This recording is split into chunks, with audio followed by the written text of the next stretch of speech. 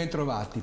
Se uno percorre la pedemontana di Aviano in questi giorni, vede, e l'immagine fa vedere, sullo sfondo un traliccio un po' scheletrizzato. E questo non sarebbe stata l'immagine che si vedeva 3 anni fa, grazie per la prossima foto, perché su quel traliccio c'era il disegno del campus, cioè un edificio che era stato pensato per completare il CRO. Completare in che senso?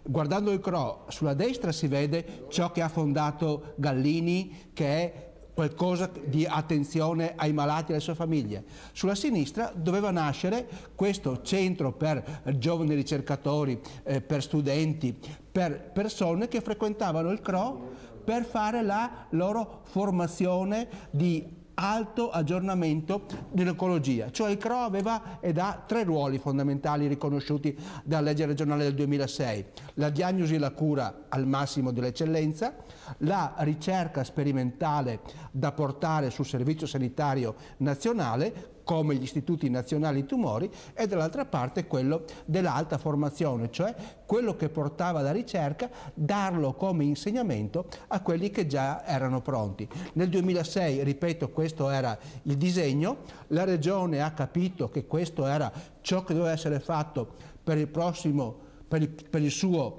centro di riferimento oncologico per il prossimo quinquennio. Ovviamente oggi avete visto che c'è solo quel traliccio.